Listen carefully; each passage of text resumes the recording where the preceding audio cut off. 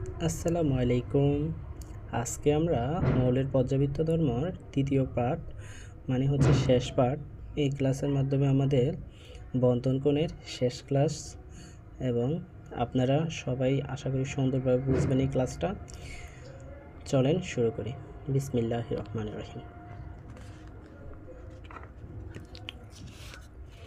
প্রথমে দেখেন যে এখানে দিছে হচ্ছে কি sp3d sp3d2 sp3d3 আকার কি আকার।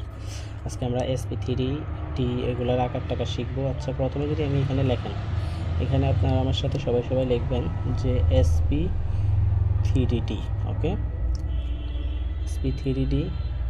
আর এখানে লিখবেন হচ্ছে এখানে লিখবেন sp3d2।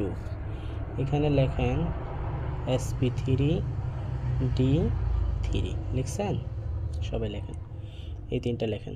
যে তিনটা আমি লিখছি এই তিনটা লেখেন, একটু সুন্দরভাবে লেখেন। এখানে হচ্ছে sp3d sp3d2 এবং sp3d3। তাহলে এটা কত, এটা কত 5, এটা কত 6, এটা কত 7 নাকি? 6 হলে 5 হলে তো আমরা লিখি sp3d, 6 হলে লিখি sp3d2, 7 হলে লিখি sp3d3, তাই না? তাহলে দেখেন এখানে হচ্ছে 5।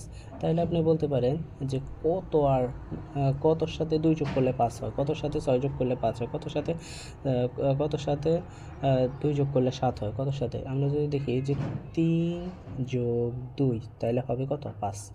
আমরা জানি কতর সাথে 2 যোগ করলে 4 যোগ 2 তাহলে হয় 6। আমরা জানি 5 যোগ 2 যোগ করলে হয় কত 7। এখন এই যে 2 লিখছেন, এখানে আগে 2 লিখছেন না, এটা হচ্ছে দ্বি পিরামিড। কি পিরামিড? দ্বি পিরামিড। এটা কি? দ্বি পিরামিড। এটা কি? দ্বি পিরামিড।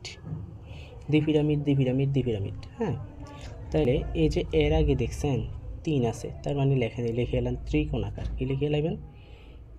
ত্রিকোণাকার।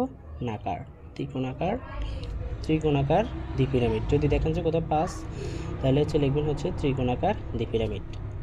এটাই লিখতে পারেন হচ্ছে চতুর্ভুজীয় দ্বি পিরামিড বা হচ্ছে বর্গাকার দ্বি পিরামিড। চতুর্ভুজ বা হচ্ছে একই কথা, চতুর্ভুজীয় বা হচ্ছে বর্গাকার দ্বি পিরামিড। আচ্ছা, এটা হয়ে লিখবেন কি পঞ্চভুজীয়